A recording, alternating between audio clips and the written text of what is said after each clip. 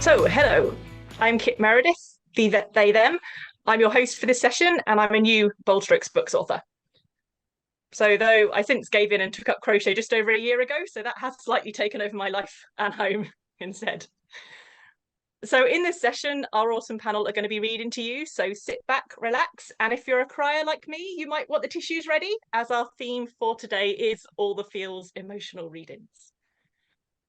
Remember, there is an offer on during the bookathon with 20% off all 2023 ebooks in the BSB web store. So if you like what you're here, remember you can get these titles at a bargain price this weekend only. So for this session, I'm just going to do some short introductions first, then we'll move properly into the readings. We'll ask questions at the end if there's time. So if you think of any questions you'd like to ask, please pop them in the Q&A box. You can also use the chat box to comment and respond. And the chat box should be live now. So introductions, and please excuse my British pronunciation. We've already had a laugh over this. We tried to say one of them, so we'll see what happens. So first off, we have Kristin Keppler, she, her, who lives in the suburbs of DC and enjoys video games, concerts, cheering on the Virginia Hokies, and reading. She's married, has 2 sons, 2 dogs, and 1 cat. In between a full-time job and chauffeuring her kids around, she barely finds enough time to write, let alone sleep. But thankfully, there's coffee. Do you want to say hello, Kristin? Hi, it's me. Off to a good start. So next we have Erin Kaste, she, her, who has recently released her first Bold Strokes book. She's a Minnesotan misplaced into Memphis, Tennessee, where she lives with her wife, 1 grown child and 1 almost grown child, and several 4-legged creatures. She is currently a lapsed runner and loves the beach, the mountains, 80s music, and growing African violets and Christmas cacti. When not writing, she's a professional violinist, someone of multiple talents. I'll say hello, Erin. Hi there. We have Claire Forsythe, she, her, is from Belfast, Northern Ireland. She lives with her partner, her pets, and her 18-month-old son, who keeps her very busy, especially since he's now discovered he can open doors by himself and escape any room. We Met in a Bar is her 2nd book with Bold Strokes Books, and she's currently working on her 3rd. Hello, Claire. Hi. And last but not least, we have Julie Cannon, she, her, who has published 23 books and many short stories of contemporary lesbian romance with Bold Strokes Books. Her books have been the finalist from the Golden Crown Literary Society and the Lambda Literary Academy. Julie's novel I Remember won the Golden Crown Literary Society's Best Lesbian Romance in 2014. Hi, Julie. Hello, everyone. Glad to be here, and I'm thrilled that you're here as well. So I'm going to get everyone who isn't reading, including myself, to mute and turn off their cameras so we can all focus and relax during the readings. And then after the readings, we'll all come back on screen for questions. So I didn't check with you who was happy reading first, actually. So I'm going to drop you on the spot if that's okay, Kristin.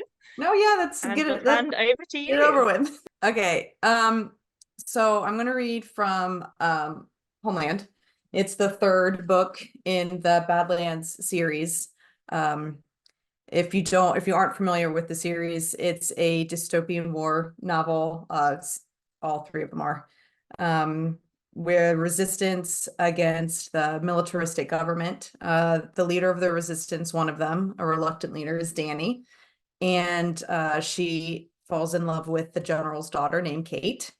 And it was very hard to choose something to read from this book because the whole book is a spoiler, and I didn't want to give anything away if you wanted to check out the series. So, okay, here we go. Danny is just getting back from a supply run. Kate did not go with her because she is suffering from a concussion. Okay. When the front door opens, it's a surprise to us all. Miguel pulls a pistol and Roscoe leaps to his feet, hackles raised. By the time I've turned, slowly as not to fall off the sofa, everyone seems relieved as Danny comes through looking exhausted. She seems to notice Miguel first, and the corner of her lips turns into a slight smile before she winces and then washes up by the door. Why are you out of bed? She asks, focusing on me. I couldn't sit there any longer. Even in the dark, I can tell she's banged up, and it makes my stomach twist. You're hurt. Elise must notice the same time I do because she hurries over. Danny, she scolds, and cups her chin, turning her head from side to side. What the hell happened? I'm okay. We're all okay, just a little banged up. She gently pushes Elise's hand away. The camp won't be an issue, and the NAF will not be getting their supplies. She steps away and slips off her boots and coat. Thank you for staying with her. I can tell Elise wants to keep lecturing, but instead she sighs and glances at me. She's a much better patient than you are. Danny snorts a bit and avoids looking at me. I'm anxious to check on her injuries. If you're back, that means I can head out. Elise drops her arms and sighs. Some ice on your face. Got it? Danny salutes. Got it. Miguel shifts awkwardly. Oh, I'll go get you some ice. Danny looks as though she wants to protest, but I beat her to it. Thank you, Miguel, I say. When we're alone in the small house, Danny watches me, but makes no attempt to come any closer. Wyatt was supposed to give me updates. Either he dropped the ball or I didn't use the radio much, Danny admits, and goes to the fire, holding her hands out to warm them. There's chatter outside the window, and I see a few people walking by carrying long pieces of lumber. It's barely daybreak. The people here have been working nonstop since the attack. How does Wood Lake look? It's a mess. They're building pyres down by the river. She adds another long log to the fire and pokes at it using the iron poker. It's not lost on me that she's avoiding something. We commandeered a truck of water and provisions, no weapons though. Jack blew up that truck, she sighs. We went through a lot last night, could have used them. Food and water is better than nothing. She doesn't say anything to that. Is there a reason you're avoiding me? Her shoulders slump and she turns with a sigh, finally letting me see her injuries, dark bruises already forming. She sits beside me and my stomach drops at seeing her so banged up. Gently, I run my thumb over her split lip. You're not seriously hurt though, right? We both should invest in protective headgear, she jokes and winces when I cup her cheek. Something tells me this was more than just an average fist fight. What happened? I ask again. She leans away from me, her expression darkening. He was there. She turns to me, my eyes. Simon. What? I ask breathlessly, quickly realizing this was much more serious than taking out supplies. He was right there, so close I could see his fucking nose hair. She puts her head in her hands and runs her fingers through her hair. I had a clean shot, but my gun was out of ammo. Before I could do anything else, he had me tied up. He did this to you? Anger consumes me and I grind my teeth so hard. I'm not sure my jaw will ever unclench. How did you get away? Lucas, she answers simply. I let out a slow breath, grateful her brother was there. He got away again. She clenches her hands into fists and stares into the fire. I squeeze her leg, knowing this whole thing could have gone a lot worse. But he didn't kill you either. He said the general wanted me alive. She glances at me. Why would she want me alive? I don't know. To torture her, kill her publicly, lock her up as an example. There are so many different reasons flying through my head, but I don't voice any of them. I don't even want to think about it. Nervously, Danny licks her lips and looks away. There's something else. She takes a deep, almost steadying breath. I saw Ryan. What? Sitting up straighter, I fight the wave of nausea that crashes over me. Whether it's from my injury or the idea of Ryan in the same location as Simon, I'm unsure. Ryan was at the camp? He held a gun to Lucas's head. Her voice is hard, angry, and I think I might actually throw up on the spot. Is Ryan working alongside Simon? Danny sighs and her entire body seems to deflate. He said it wasn't about Bismarck and to tell you he's sorry, and then he let us both go. He's sorry for what? For being there with Simon? Or for a fight before I abandon him? I release a long, shaky breath. Whatever animosity there may still be between us, at least he still appears to have his morals. And now, because I left, he's stuck dealing with Simon. My heart aches when I think about Ryan walking away from me and letting me go. Then I picture him helping Danny and letting her go, and it's all just too much. Are you okay? She asks gently. I shake my head, not knowing exactly how to voice all that I'm feeling. The tears come quickly, and I don't even bother trying to stop them. I couldn't stop this war from spreading. I walked away from my family and friends. I hurt a lot of people. I'm a liability to you and the others here, and I don't feel like I'm doing anything to help. My gaze lifts to hers, and her expression softens. You could have died. She pulls me into her, and I grab the front of her shirt, holding her tightly. But I didn't. You could have, I tell her again. And I pull back to look at her. I hate this. I hate the fighting. I hate people getting hurt. And I hate that I can't stop crying about anything since I hit my damn head.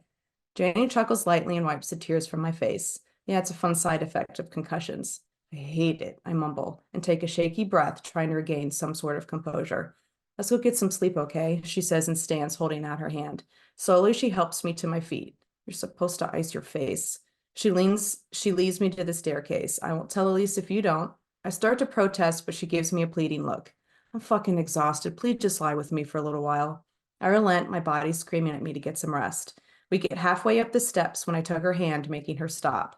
Roscoe yawns and stares, clearly ready for us to hurry up so he can nap. Danny gives me a questioning look.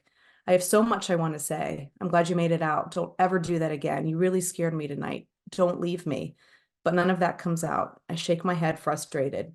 Danny gently touches my bandage on the head. I know, she says quietly. This time when she tugs on my hand, I follow. Thank you, Kristin. Oh, thank There's you. lots of intriguing details there. I think I need to read the series now because I want to know how they got there as well as what happens next. Right? I tried. And you said that's the third one in the series, isn't it? That is the third book, yes. And it's literally the whole thing is like a spoiler. Too many twists and turns. I didn't know what passage to select, so. It is difficult with later series not to give spoilers, but I think they're saying there's plenty of intrigue there, which I hope people want to find out. Okay, good. So next up we have Erin. This is my novel, I Know About You. It was released in October. And this is about Carrie Smith is the main character. She is an elementary school teacher in small town Texas. And she's not from there, so she's kind of like a fish out of water.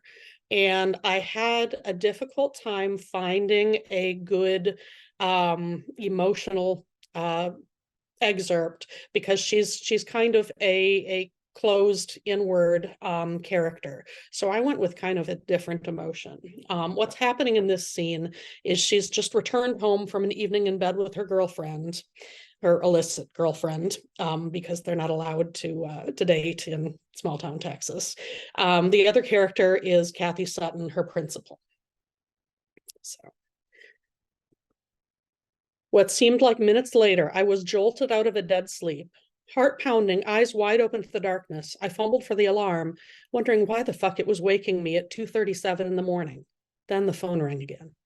I found the caller ID and held it close enough to read the digits. My first thought was that it was Amy, that something had happened after I'd gone. My second thought was that someone was dead. The caller ID told me nothing. It was someone's cell phone, a local number, no name. I didn't think it was the person who had been calling constantly, but my brain was so hazy I couldn't be sure. I picked up after the third ring. Hello?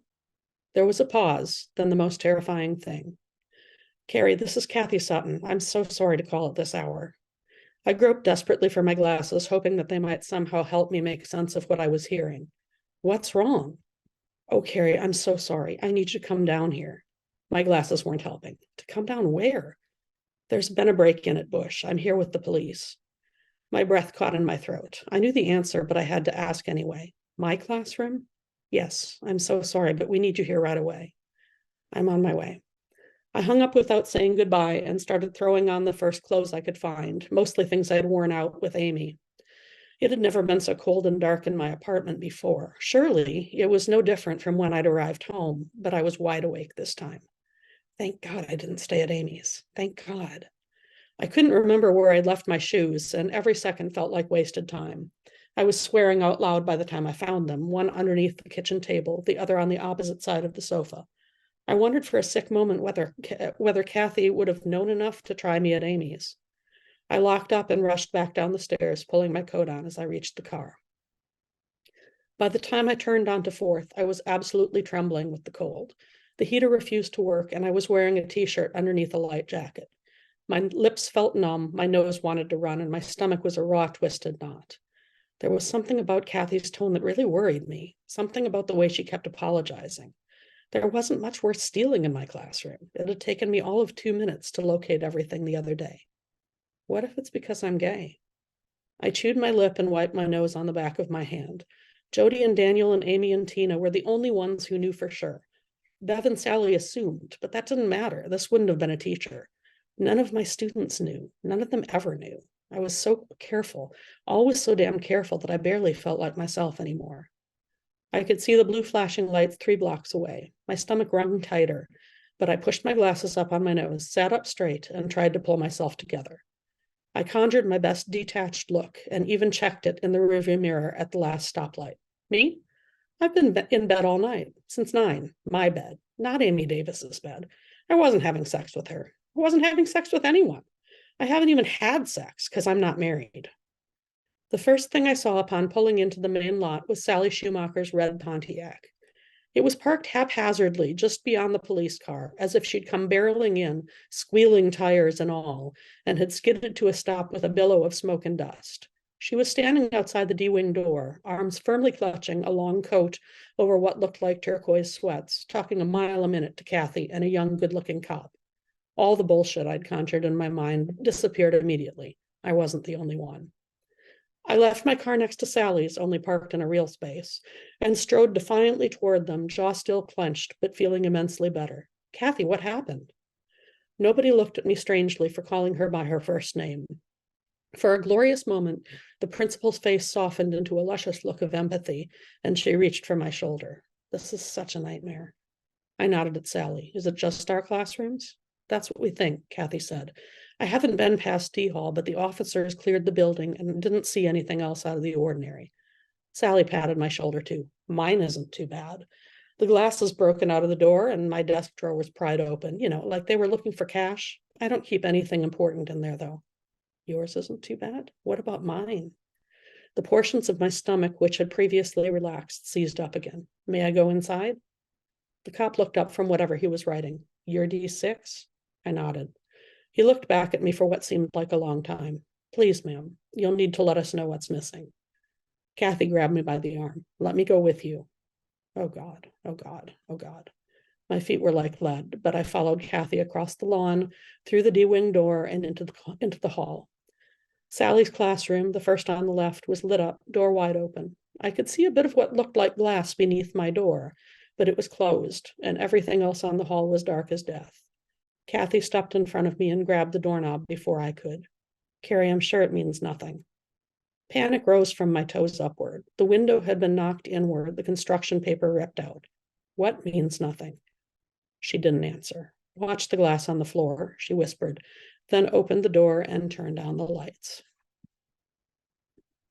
Oh, I can't believe you left us just there. I was braced to see what was going to happen. Definitely, we were right there with you. Thank you so much. So next up, we have Claire. Okay, so I am reading from my latest book, We Met in a Bar, just a wee bit about it. So Erica, she's a wealthy nightclub owner who's never really had to work before, and she ends up having to go undercover in her own bar to catch a thief that's been stealing. She's quite glad to get away from her normal life. Her mother is pushing her into a relationship that she doesn't want to be in, and there's a lot of expectations on Erica. So whenever she's in the bar, she meets Charlie. Charlie's a no commitments type.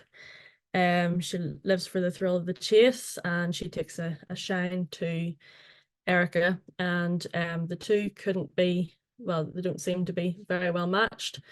But so this, I've cheated a little bit in the emotions and feels bit, because more emotional scenes at the end of the book, and I didn't want to give too much away. So I've gone right back to the beginning whenever the feels start. So this is actually the first interaction between Erica and Charlie. Can I order a glass of white wine, please? The voice must have been talking to her, because Ash was at the other end of the bar. She was sure that she could handle a glass of white wine solo. When she looked up, she saw it was none other than the blonde from the night before. Erica didn't let her recognition show. What kind? Pinot Grigio. The woman gave Erica a smile that bordered on flirty rather than friendly. Erica turned and poured the measure of wine into a glass. Ash was giving her a thumbs up from a few feet away, probably glad that Erica was finally able to do something by herself. She set the glass in the bar and took the money without speaking. She wasn't going to encourage any flirtation. Erica had already decided that it was a hard no from her after what she had witnessed the night before. How's your second day going? The woman asked as Erica passed her change over. There was that smile again too. What? Erica asked. She tried for a bored tone of voice. Your second day? Last night was your first and today's your second. How's it going? Fine. Erica looked round for her next customer to serve, but for once there was no one waiting. Figured.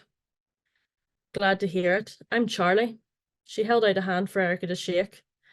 Erica looked down at the outstretched hand, but she didn't take it. Okay, can I get you anything else? Just your name, Charlie said, pulling her hand back undeterred. Forward. You've got your drink, you don't need to know my name. She knew that she was being rude, but she had seen everything that she needed to see the previous night to know that this woman, Charlie, was trouble. Even if Erica had momentarily found her attractive, she knew what women like Charlie were like, and she wasn't going to entertain her attentions. That's where you're wrong. I really need to know your name. It's the whole reason that I'm here tonight. Charlie had game. Erica had to give her that. If she were younger or more naive, she probably would have been feeling flattered at the attention Charlie was showing her, flattered that she was here for her, or so she said. But Erica was not younger nor naive, and she refused to be flattered by the likes of Charlie. She wasn't going to tell Charlie a thing about herself. Deflection was the best course of action. Erica had never met a woman who didn't want the opportunity to talk about themselves. Is Charlie short for Charlotte then? Hopefully, if she kept the spotlight on Charlie, she could avoid being asked any more questions. Charlie winced. It is, but nobody calls me that. I hate it. I've been Charlie ever since I've had a say. I don't understand why people shorten their names, especially when they have perfectly acceptable given names. Do you have a perfectly acceptable name? Charlie grinned. Deflection clearly wasn't going to work with this woman. I do. But you aren't going to tell me what it is. No. And I take it that means you're not going to tell me where you're from either, Charlie asked. You aren't a Londoner. Your accent is too nice. Fancy. I'm sure there are many well-spoken people in London. Are you from London then? No. Aha! Now we're getting somewhere. Charlie looked triumphant. Erica cursed herself for slipping up, but she played it off. I'm still not telling you where. Is this about last night? Charlie asked. Is that why you won't talk to me? Last night? Erica hoped her face conveyed her disinterest to Charlie. An image of Charlie lip-locked with that other girl flashed through her mind, but unless Charlie was a mind reader, she wouldn't know that. Come on, you know what I mean. The dancing, the kissing. Erica shook her head. Doesn't ring a bell. You're talking about your girlfriend or something, I assume? She posed the question casually, but the truth was she was interested in the answer. She wanted to know whether Charlie was a cheater or a player. The answer wouldn't change anything, but it would satisfy her own curiosity. She wasn't my girlfriend. I don't have a girlfriend. She was just a girl. It was nothing. Ah, a player then. Good for you. Charlie narrowed her eyes. You did see me last night. I know you did. I saw a lot of people last night. It mustn't have been that memorable. Charlie put her hand over her heart. I'd say I was offended, but I know you're lying. Why do you think I'm lying? You asked me if it was my girlfriend. I never said it was a woman. Charlie looked smug. She was good, Erica could admit that. She did everything in her power to hold back the smile that was threatening. From your attempt to chat me up, I'd say it was a fairly obvious assumption. Do you like me chatting you up? No. Being blunt was the only way to put a stop to it. Are you seriously not going to tell me your name? She wasn't backing down. Neither was Erica. I have to get back to work now, Charlotte. Thanks for the talk. Charlie shook her head but laughed. It's Charlie. Whatever, Erica shouted over her shoulder as she walked away. Thank you. That was a great intro to the characters and their spark. It'll be interesting to see where they go from there. Thank you. And again, the link is in the chat for everyone. So if we can go to Julie now. Thanks, Kit. I'm going to be reading from Fire in the Sky. It's my book that I worked on with Radcliffe. It was released late last year. And a little bit of backstory here. You know, Kelsey, one of the main characters, is due to inherit a dude ranch that she's lived on her entire life here in Arizona. And she has plans for it. It's been her life, is what she wants to do going forward. But unbeknownst to her, her father sold it right out from under her, and she had no idea. Our other main character, Elizabeth, her father bought the farm, or bought the ranch, and he owns a conglomerate of high-end spas. And his daughter, Elizabeth, has been sent to Wickenburg, Arizona, to transform the Red Sky Ranch into a high-end spa. So there's a little bit of conflict there to start with between the two of them. Now, just to give a little bit a way to set this scene up. They met anonymously the night before in a bar, and they hooked up quite passionately. And this scene that I'm going to read is when they actually see each other officially for the first time, when Elizabeth arrives at the ranch. A big black SUV with tinted windows stopped in the center of the circle drive and was quickly enveloped in a cloud of dust. If the occupants had any sense, they'd wait a minute or two for the dust to settle before getting out. Somewhere in the middle, the driver's door opened. One tawny-looking, silk pants-clad, booted leg hit the ground, followed by another. Not cowboy boots, some fancy, expensive leather items, definitely not suited for the desert. The door closed, and the most beautiful woman Kelsey had ever seen stepped forward. Except, holy hell, that's exactly the same thing she thought the first time she'd seen her less than 12 hours before, and every time she thought of her since. Ellie of the mind-blowing sex. Ellie who'd walked, no, ran away without a backward glance. Ellie who'd populated her feverish, restless mind all damn night. Holy hell again. Images of their first encounter flashed through her mind, and her body joined the parade. Her pulse raced, and she was instantly aroused. Ellie, who should not, could not be standing here, squinted up at the bright sun, then leaned back inside the SUV, the angle clearly outlining her ass. Kelsey's palms twitched at the memory of how that part of her had fit perfectly in her hands the night before. The sound of boots crunching on the gravel brought Kelsey back into focus. Ellie covered her long blonde hair with the hat in her hand and walked toward her. She started to speak and then stopped, all color draining from her face. Recognition was clear in her eyes, along with more than a little shock. Kelsey watched her swallow and stand a little straighter. Steel shutters dropped over her eyes, and Kelsey could no longer read the emotion, if there was any, behind them. Ellie took a few steps closer. Good morning, Ellie said, her tone cool, her expression remote. I'm Elizabeth Sutton. I'm here to see Red Brunel. Kelsey couldn't reply. She could barely think. She wasn't sure if she was even breathing. This woman, Elizabeth, her voice, beneath the ice, was as smooth and sultry as she remembered from the whispered pleas and urgent demands they'd shared the night before. She dated her share of women and slept with quite a few, but no one had done, or what was still doing, what Elizabeth had managed to do. Her crystal clear blue eyes echoed the color of a cloudless Arizona sky, continued to bore into her, taking her back to the night before. And, like then, her knees weakened and her mind blanked. In the anonymity of last night, those eyes had appeared dark and smoldering. But then both of them had been on fire, with only one thing in their minds: sex, fast and hot. Is this the Red Sky Ranch? The name of the only true place she had ever belonged slapped Kelsey out of her lustful stupor back to reality. Standing in front of her was the woman who was going to take it all away. Yes, it is. Is Mr. Brunel here?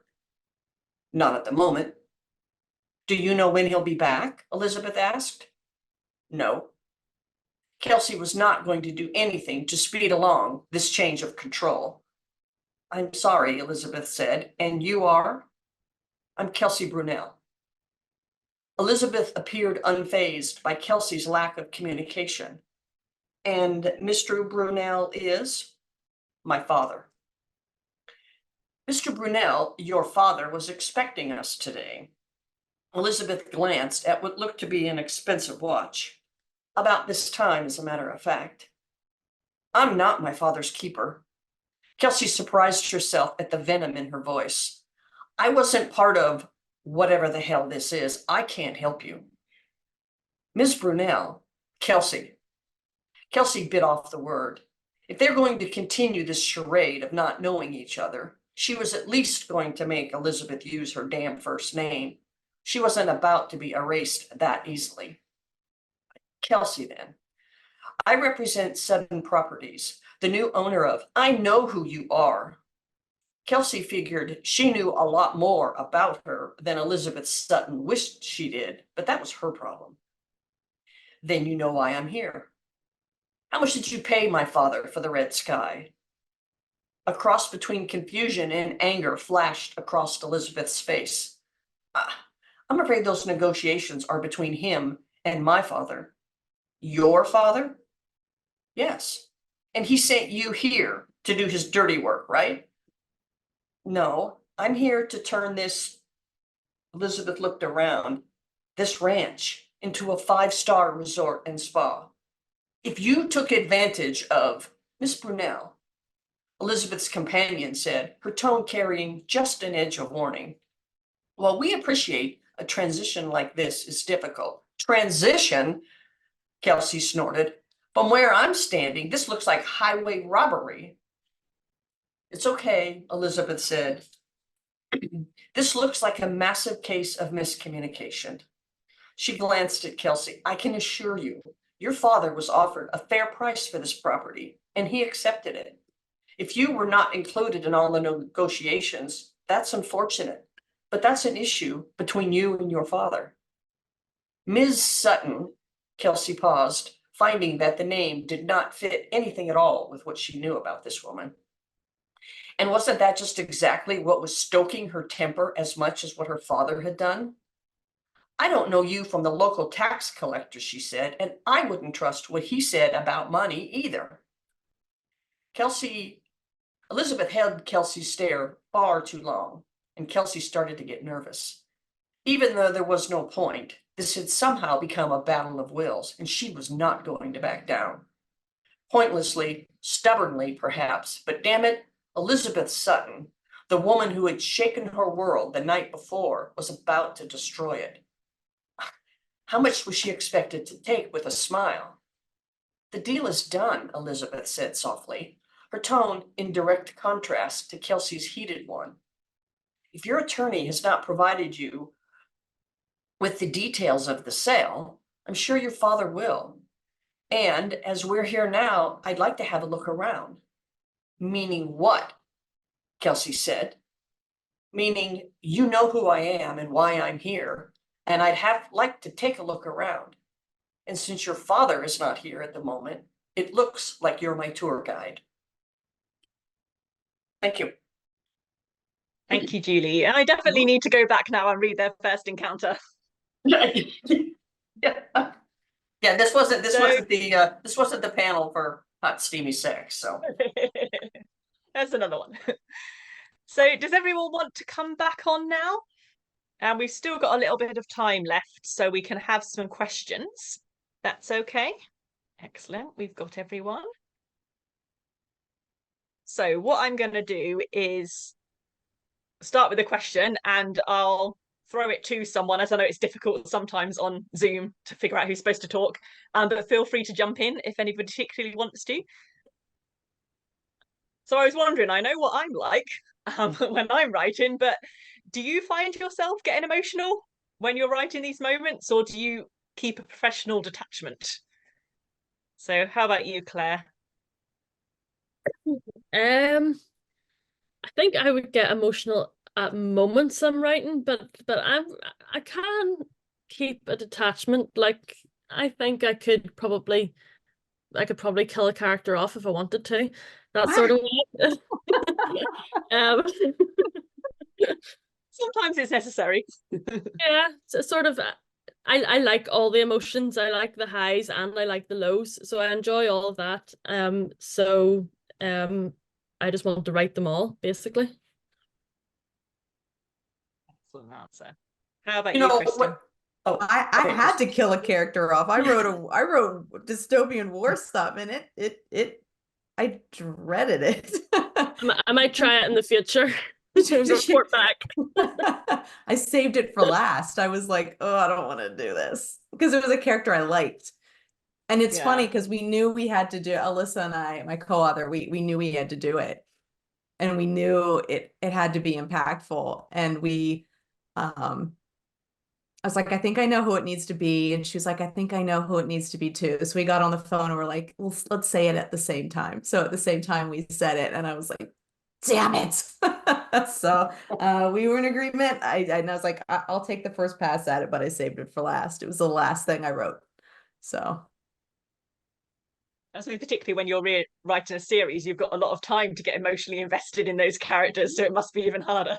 yes, absolutely. Yeah, it made me sad. And Julie, was it you coming in? Sorry. Yeah, what I do is a lot of times I will handwrite book, and then I will dictate it, because I can't dictate with all the punctuation, and because it just, begin quote, blah blah blah, comma, end quote, she said laughing at the stars. I can't think like that, but I can write it. So I write all that down and then I dictate it. Well, what happens is when I play out the scene in my head, and so I will be angry, or she said suddenly, and my voice is suddenly, so it kind of comes across that way also, and it helps me rethink the scene, and is there enough heat or anger or lust or something in it. And if I'm writing a scene that has a lot of angst or a lot of anger, my hand can shake, because it's like, I am myself feeling that. You write a hot sex scene and you think, okay, I need to go take a walk around the block now, or I need a minute or something. So I think yeah, that's right. To have it come across the page as powerfully as it is in your head, you have to, well, at least I do, it comes across in how I write it. Yeah, What is it they say, kind of no tears in the writer, no tears in the reader, I think is something I've heard. Although I think it probably depends on the writer a bit, but I'm definitely like that. How about you, Erin? I think I definitely keep on the outside of things while I'm initially writing it. It's when I read it back that I need to feel something. Otherwise, I know I haven't done my job. That makes sense. Me. And I was thinking, what about as readers? So what is it that helps you feel emotionally attached to a character, do you think? And I suppose as writers as well, how do you help people get emotionally attached to your characters? I think if anyone wants to jump in. I think it's being in their head, whichever point of view you have. How, Claire was reading about her scene where the one character wouldn't give her name. And so in my head, I'm thinking, as the other character, well, that's pretty crappy. Why not? What's going on? Why is it that they don't want to? That sort of thing. So I think being able to put what's inside your characters' heads from both points of view really helps the reader, at least it helps me, the reader, understand and living what they're reading on the page.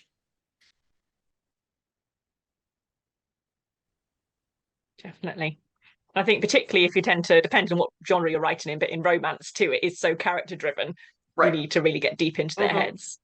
But I think the world building genres, you have to be so descriptive to be able to be there, because it's something that that we don't experience it every day. We don't experience it at all. So there has to be much more descriptors on the page, more sights and sounds and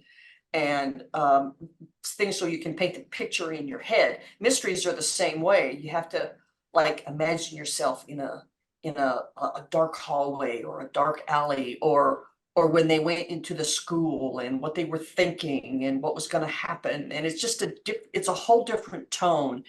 And so not only is it, I think if you're character driven, it's all about what's in the head of the character.